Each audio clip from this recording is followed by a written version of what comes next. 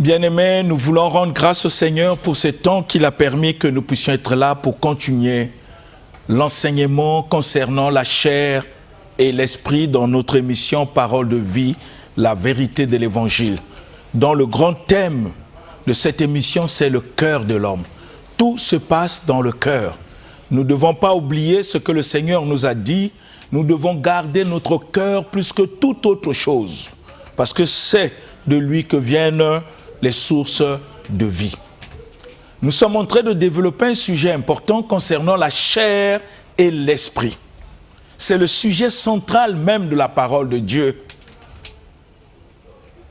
excepté le sujet du salut qui concerne la mort de Jésus-Christ sur la croix, sa mort, sa crucifixion, sa mort et sa résurrection.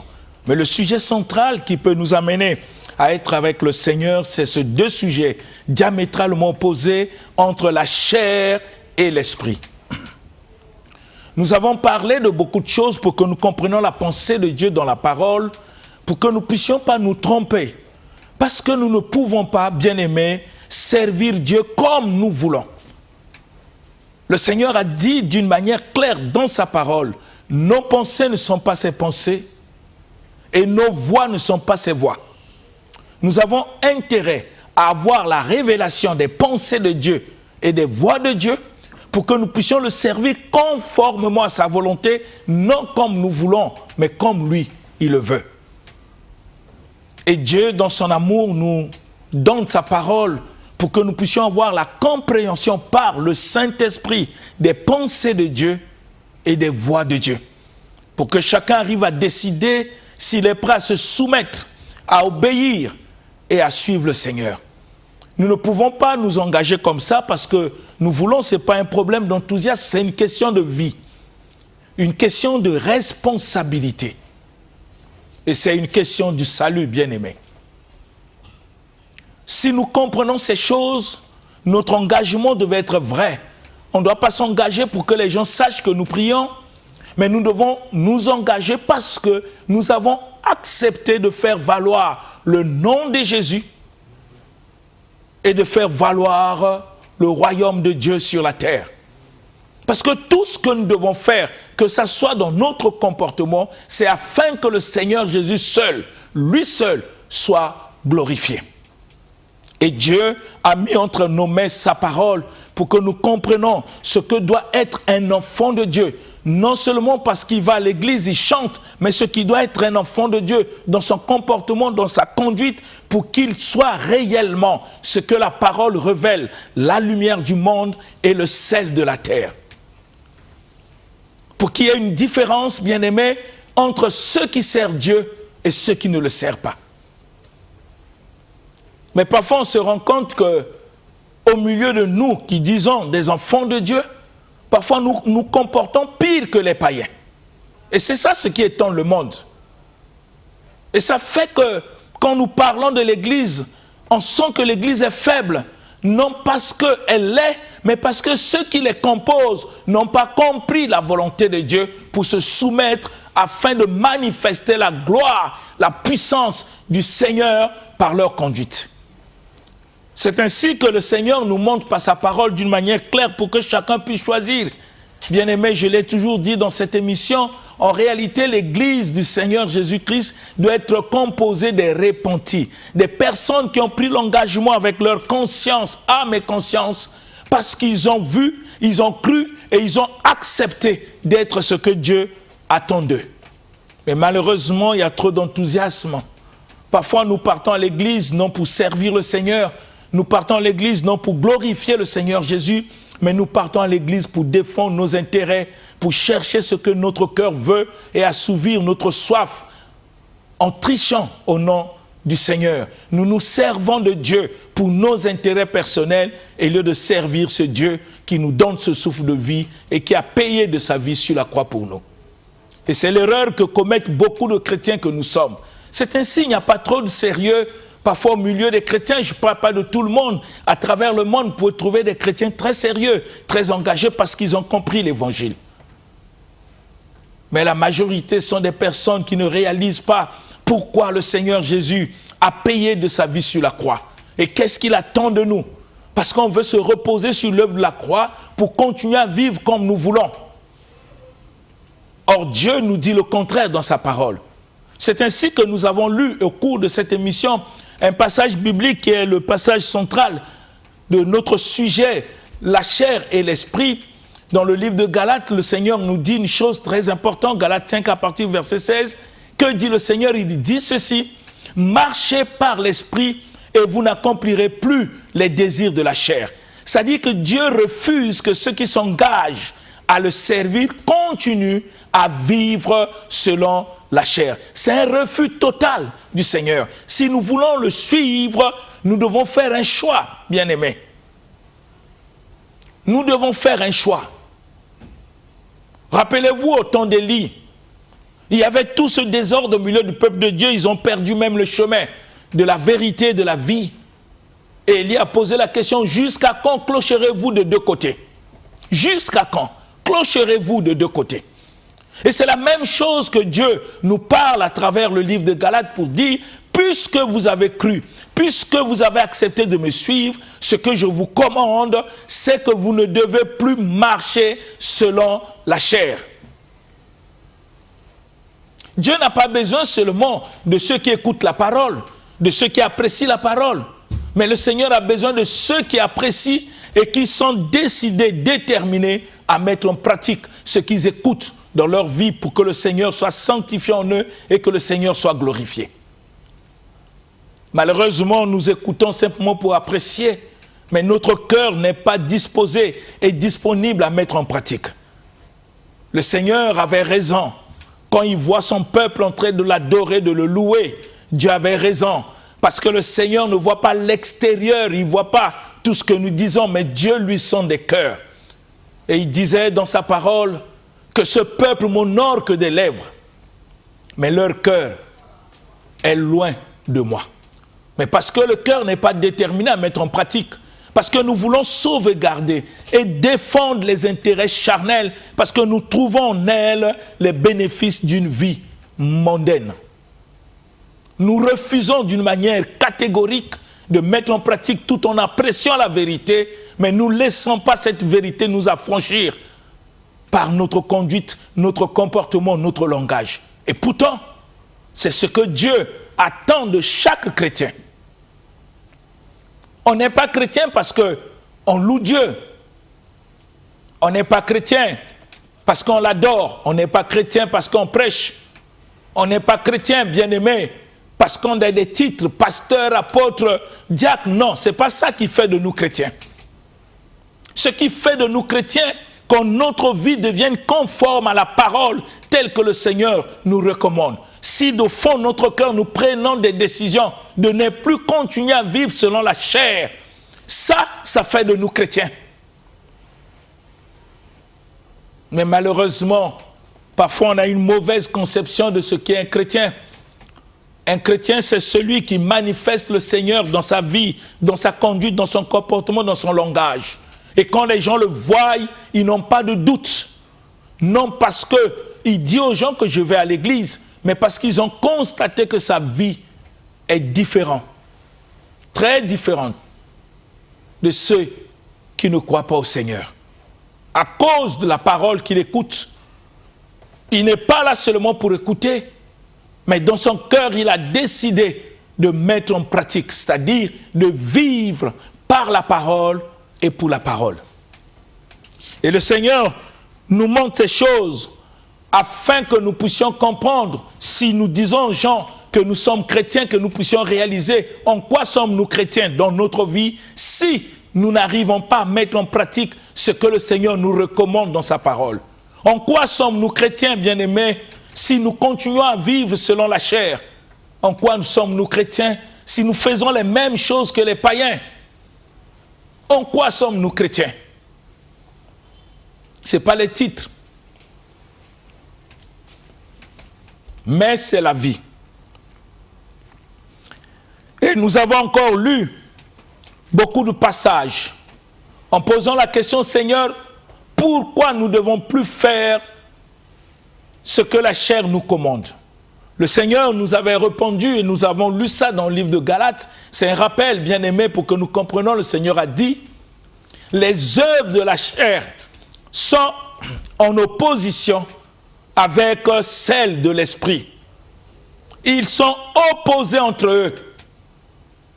Et le Seigneur termine ce verset par dire, afin que vous ne fassiez point ce que vous voudriez. Ça veut dire que le chrétien ne doit plus faire ce qu'il veut, il doit faire ce que le Seigneur attend de lui. C'est là où vous comprenez pourquoi l'apôtre Paul disait, ce n'est plus moi qui vis.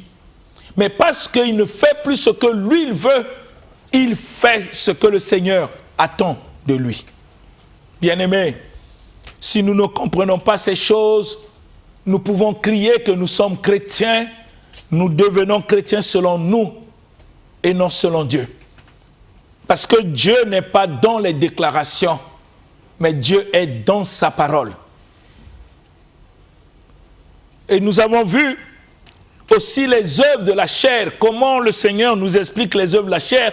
Ce n'est pas la loi de Moïse, c'est la conduite, parce que ces œuvres se sont manifestées depuis le jardin d'Éden, avant même que Moïse soit né. C'est à cause de ce comportement charnel produit par le péché que le Seigneur a chassé Adam et Ève dans le jardin. Vous vous souvenez, Moïse n'était pas encore né. Les œuvres de la chair, bien-aimés, est liée à notre comportement, à notre conduite, à notre manière d'être, de faire, de parler, de penser. C'est les œuvres de la chair. Sur le plan de l'Église, c'est l'ensemble, bien-aimés, des comportements moraux et physiques produits par le péché qui habite dans l'homme. Cet ensemble des comportements moraux et physiques produits par le péché qui habite en l'homme, Dieu l'appelle la chair.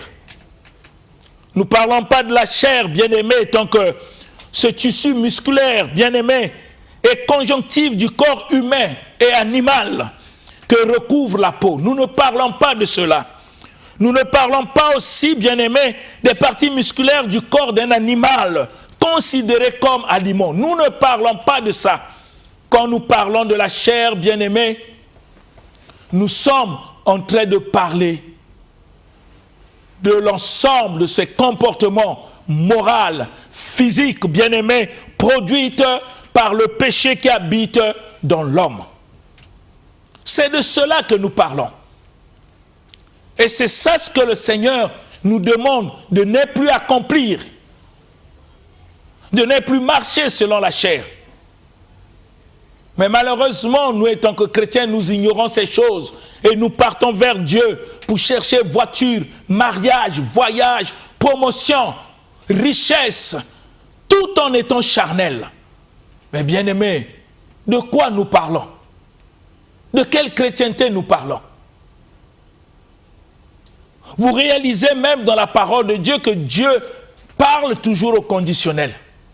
Si nous voulons avoir accès à tout ce qu'il a acquis pour nous sur la croix, nous devons accomplir ce que nous recommande dans sa parole. Rappelez-vous, depuis l'Ancien Testament, pour que la bénédiction puisse nous suivre, le Seigneur pose toujours des conditions. Si tu obéis à ma voix, si tu fais ceci, alors j'ordonnerai à la bénédiction de suivre.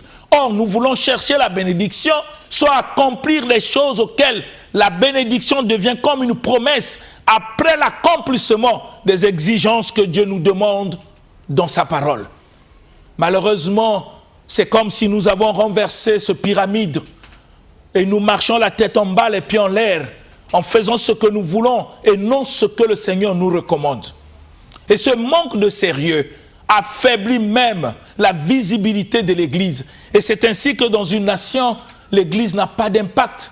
Non parce que cette Église que le Seigneur a bâtie n'a pas d'impact, mais parce que ceux qui les composent vivent non conformes à ce que l'Église exige, à ceux qui ont cru au Seigneur. Et c'est l'erreur grave que nous commettons. Et on a comme l'impression que nous sommes en train de servir Dieu, d'adorer Dieu, mais pourtant nous sommes en train de nous servir nous-mêmes. Et Dieu que nous prétendons adorer est tellement loin de nous. Et nous voyons dans nos églises des querelles, des divisions, des partis pris. Des problèmes amènent même, les gens amènent même l'esprit tribaliste dans l'église. Mais tout ça dénote de la chair, des choses auxquelles Dieu ne veut même pas voir être nommé, mentionné au milieu de ceux qui ont cru. Et nous vivons comme si rien n'était, comme si nous n'avons pas compris la parole du Seigneur, comme si nous ne sommes pas engagés à le servir, parce que chacun fait ce qu'il pense, ce qu'il lui croit être juste. Mais pourtant Dieu a défini la parole pour que nous ne puissions pas ajouter l'intelligence humaine, que nous puissions lire, comprendre, croire et mettre en pratique. N'est-ce pas, le Seigneur Jésus disait, « Pourquoi m'appelez-vous Seigneur, Seigneur, et ne faites-vous pas ce que moi je dis ?» Nous ne devons pas faire ce que nous pensons. Nous ne devons pas faire ce que nous croyons être juste. Mais nous devons faire, bien-aimés, ce que lui nous demande, ce que lui nous recommande dans sa parole. Il faut qu'on soit, comme je l'ai toujours dit, disposé, disponible à mettre en pratique. Nous n'avons pas à discuter face à la vérité de l'évangile si notre engagement est vrai. Et j'aimerais que nous puissions réfléchir. Et Dieu nous montre les conséquences, même la chair, comment ça divise les gens au sein de l'Église. Dieu nous montre même la source de ce que lui appelle la chair. C'est le péché qui habite en nous. Et à cause de ça, il y a beaucoup de choses qui se passent dans nos vies qui ne sont pas conformes à la parole.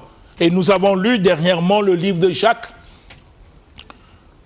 chapitre 4, et nous avons lu le verset 1 et 2, j'aimerais qu'on puisse nous lire cela pour que nous comprenions des divisions, des querelles, des inimitiés viennent d'où.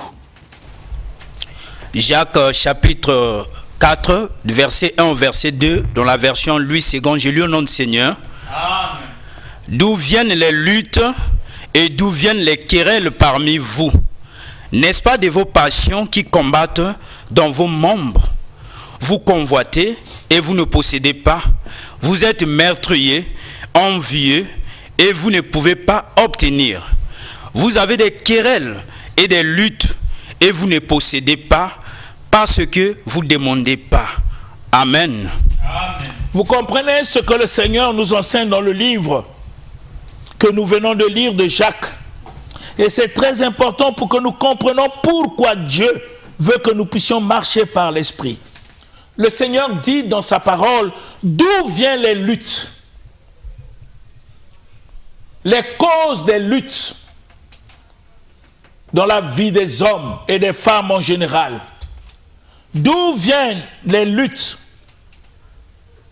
et d'où viennent les querelles parmi vous. On peut beau accuser Satan, oui, parce que lui, il est l'auteur du péché. Mais nous devons nous accuser nous-mêmes parce que nous ne sommes pas engagés à mettre en pratique ce que le Seigneur nous recommande. Nous continuons dans nos églises à gérer notre chair comme si nous n'avons pas accepté le Seigneur Jésus-Christ comme notre Sauveur et Seigneur. C'est ainsi que le Seigneur nous montre d'où viennent les luttes. Tu peux dire Satan m'a trompé. Non, Dieu veut que tu puisses te séparer de la chair afin d'éviter que dans ta vie tu sois comme cette source qui provoque des luttes et des querelles. D'où viennent les luttes et d'où viennent les querelles? N'est-ce pas dans vos passions qui combattent dans vos membres? C'est ainsi que nous avons défini ici la chair comme l'ensemble des comportements moraux et physiques produits par le péché qui habite dans l'homme. Et c'est le péché qui est à l'origine de ces comportements.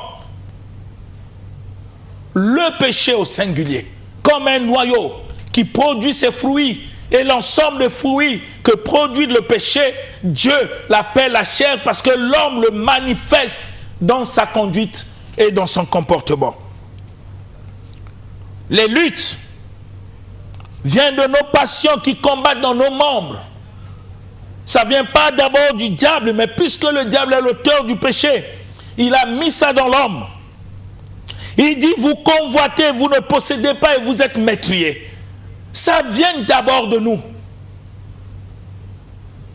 Rappelez-vous de ce que le Seigneur Jésus disait dans le livre de Matthieu.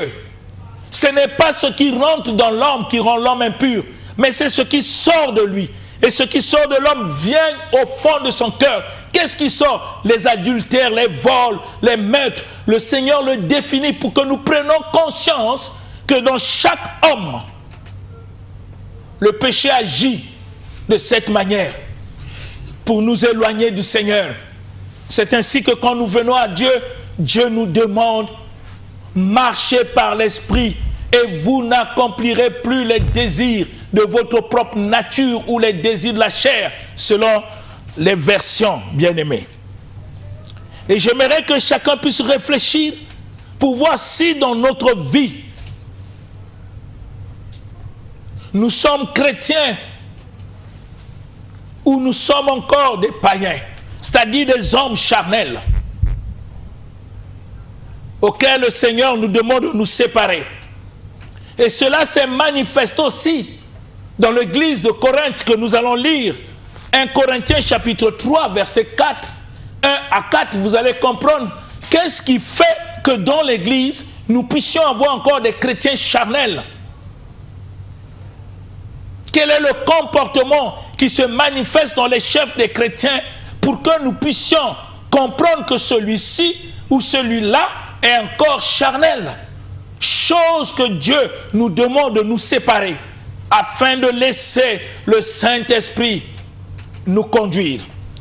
Lisons le livre de 1 Corinthiens chapitre 3, le verset 1 à 4 pour voir qu'est-ce qui faisait de ces chrétiens charnels. 1 Corinthiens chapitre 3, de verset 1 au verset 4, je lis au nom du Seigneur. Amen. Pour moi, frère, ce n'est pas comme à des hommes spirituels que j'ai pu vous parler, mais comme à des hommes charnels, comme à des enfants en Christ.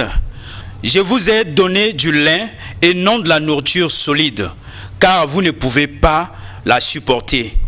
Vous ne pouvez pas même à présent, parce que vous êtes encore charnels. En effet, puisqu'il y a parmi vous des jalousies, des disputes, n'est-ce pas? Vous êtes charnels et vous ne marchez pas selon les hommes. Quand l'un dit, moi je suis pour Paul, et l'autre dit, moi je suis pour Apollos, vous n'êtes pas des hommes. Amen. Amen. Vous comprenez les reproches que le Seigneur est en train de faire à l'église de Corinthe qui concerne toute l'église et tout enfant de Dieu. Parce que nous avons dit que dans le livre de Galates, le Seigneur nous dit, marchez par l'Esprit et vous n'accomplirez plus les désirs de la chair. Marcher par l'Esprit ne veut pas dire le parler en langue. Nous allons le voir, bien-aimés, parce que nous pouvons fabriquer notre manière de marcher par l'Esprit. Marcher par l'Esprit ne veut pas dire jeûner beaucoup. Mais le jeûne n'est pas mauvais. Nous allons voir en quel moment et dans quelles circonstances un chrétien peut jeûner et qui a le droit de jeûner. Mais parfois, nous faisons des choses qui ne font pas de nous des hommes et des femmes spirituels et nous laissons ce qui est utile, ce que le Seigneur nous recommande. Nous voyons dans cette église de Corinthe comment l'apôtre en train de parler à ces chrétiens, il dit, pour moi frère, ce n'est pas comme à des hommes spirituels, ce n'est pas comme à des personnes spirituelles que j'ai pu vous parler, mais comme à des hommes charnels. Il ne parle pas aux païens. Il s'adresse à ceux qui ont cru. Il était étonné de voir dans le chef de ceux qui ont cru au Seigneur, qui confessent le nom de Dieu, ceux qui chantent, ceux qui font le protocole, les responsabilités qu'ils ont. Paul constate par le Saint-Esprit que ces hommes qui prétendent servir Dieu ne sont jamais séparés de leur chair. Et pourtant, c'est une recommandation du Seigneur. Il dit, marchez par l'Esprit et vous n'accomplirez plus les désirs de la chair. Et Paul constate que ceux qui prétendent être des chrétiens continuent toujours à être charnels. C'est ainsi qu'il dit à ces personnes, ce n'est pas comme à des hommes spirituels que j'ai pu vous parler. Et pourtant, il avait dans son cœur cette soif de parler à des hommes et des femmes spirituels. Mais il constate par le comportement, la conduite, ces gens n'étaient pas spirituels. Même s'ils priaient beaucoup, même s'ils parlaient en langue, pour Paul, ils n'étaient pas spirituels parce que leur conduite, leur comportement montrait exactement ce qu'étaient ces hommes, même si leur bouche confessait le nom de Jésus. C'est ainsi que l'apôtre Paul a su le dire, ce n'est pas comme à des hommes spirituels, mais je vous ai parlé comme à des hommes charnels, comme à des enfants en Christ. Un enfant fait des choses parfois sans réfléchir, parce qu'il est immature. Immature. Et l'apôtre montre qu'est-ce qui fait d'eux des hommes charnels. Il dit, je vous ai donné du lait et non de la nourriture solide, car vous ne pouviez pas la supporter. Pourquoi? Et vous ne pouvez même pas en présent, parce que vous êtes encore charnels. Et nous pouvons poser la question, toi qui me suis, bien-aimé, qui es-tu devant Dieu? Un homme charnel ou un homme spirituel? Qui es-tu devant le Seigneur? Même si tu parles en langue, tu pries, mais qui es-tu par ta conduite devant Dieu? Une personne charnelle ou spirituelle? Et l'apôtre montre ce qui fait de ces personnes charnelles. Qu'est-ce qui les amène à être charnels? Il dit, en effet, puisqu'il y a parmi vous de la jalousie. Voilà les signes qui montrent qu'on est immature. De la jalousie parmi vous et des disputes. N'êtes-vous pas charnels et ne marchez-vous pas selon l'homme? Ça veut dire qu'ils sont en violation même de la parole de Dieu. Des gens qui désobéissent à ce Dieu que eux ils prétendent être leur Seigneur et leur Sauveur. Et tant que ce Seigneur et ce Sauveur nous recommandent dans le livre de Galates, marchez par l'Esprit et vous n'accomplirez plus les désirs de la chair. Mais malheureusement, ces chrétiens que nous venons de lire dans l'église de Corinthe continuaient toujours à prononcer le nom du Seigneur, mais tout en étant charnels. Et pourtant, c'est ce que le Seigneur nous défend. Raison pour laquelle, bien-aimé, j'ai toujours l'habitude de dire, quand tu dis aux gens que tu es chrétien, tu parles de quoi exactement? Tu parles de quoi?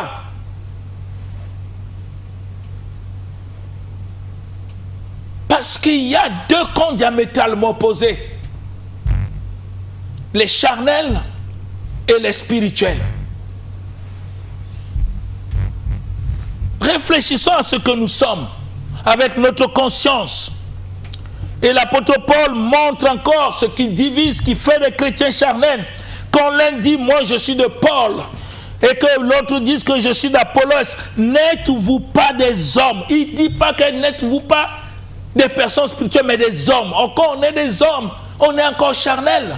L'homme animal qui ne comprend rien de la parole du Seigneur. On est encore des hommes. Parce que nous manifestons des divisions et nous nous saluons parfois par hypocrisie. Est-ce que c'est ce que le Seigneur nous a recommandé dans sa parole? Est-ce que nous faisons exactement ce que Dieu attend de nous, bien-aimés? Réfléchissons à cela. Qui sommes-nous? Qui sommes-nous, bien-aimés? Nous pouvons tromper les autres par apparence, mais on ne peut pas se tromper soi-même dans sa conscience. En sachant qui nous sommes, bien-aimés.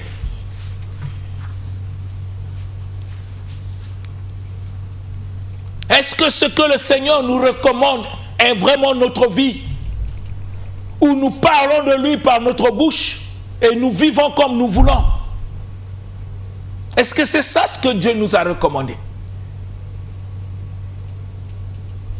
Bien-aimés, Le problème de la chair, c'est un problème pour le Seigneur. Parce qu'il ne veut pas qu'il y ait le mélange.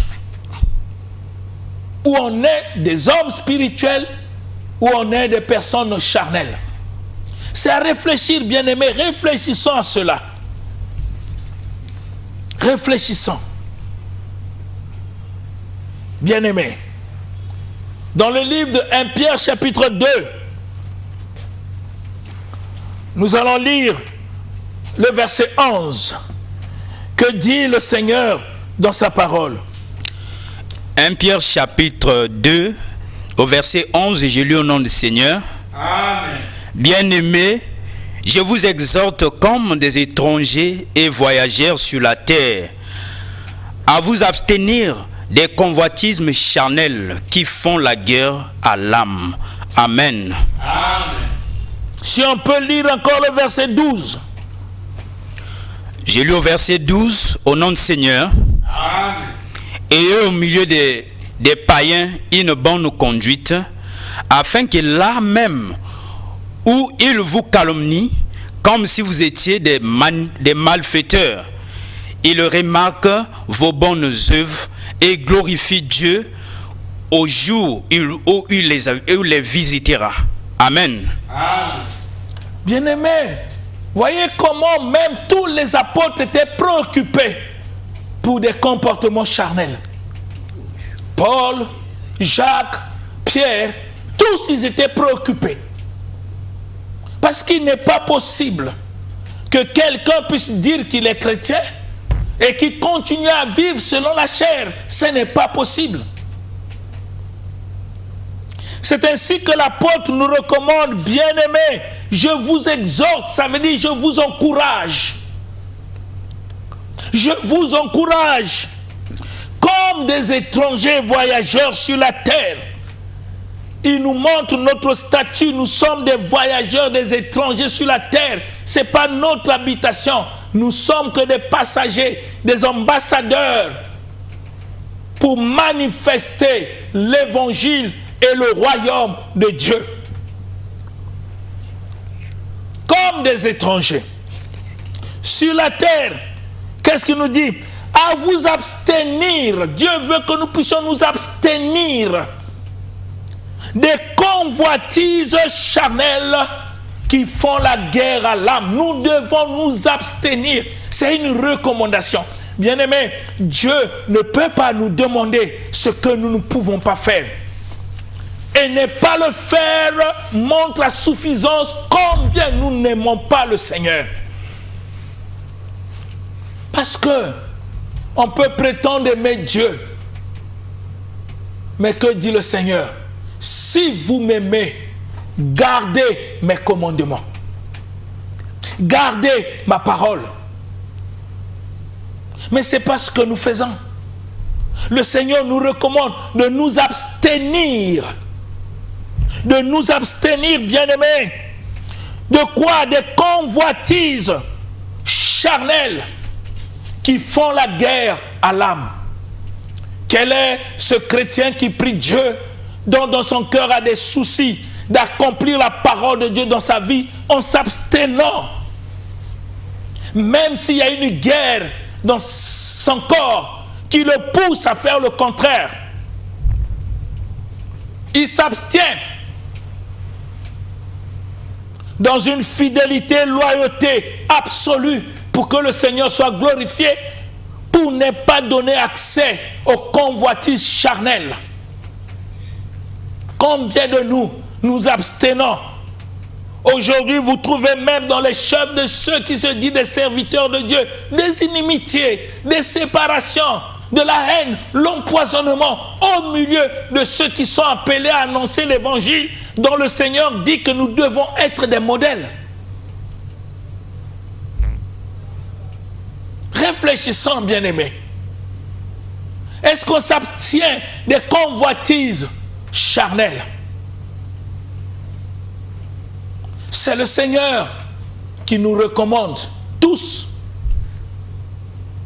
pour que chacun prenne conscience, afin de ne pas se tromper soi-même en cherchant une vaine gloire, sans laisser l'Esprit te conduire dans l'obéissance en mettant en pratique ce que le Seigneur nous recommande dans sa parole.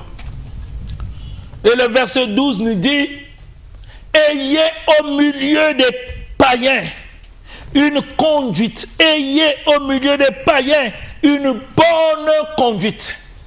Mais nous pouvons nous poser la question, étant chrétiens, quelle image nous donnons dans le quartier où nous vivons? Que pensent les gens de nous?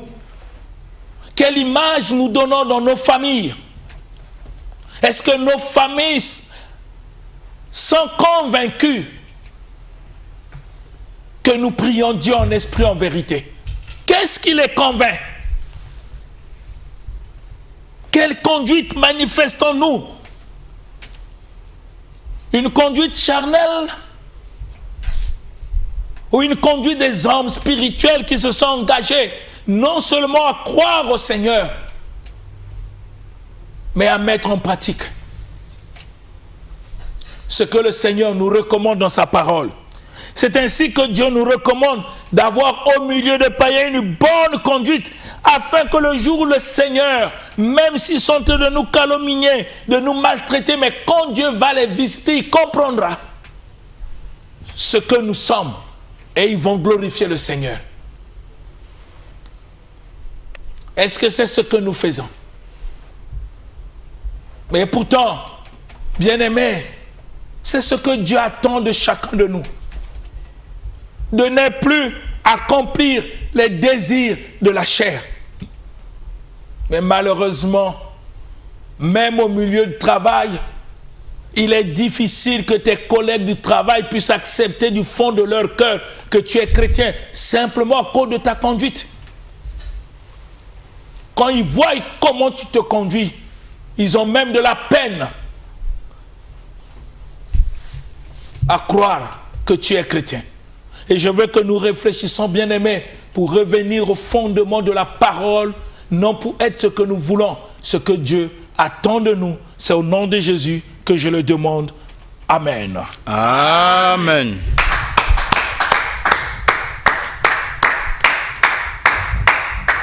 L'émission Parole de vie avec le pasteur Lévi Nikwe, chaque mardi à partir de 17h10 sur DRTV International.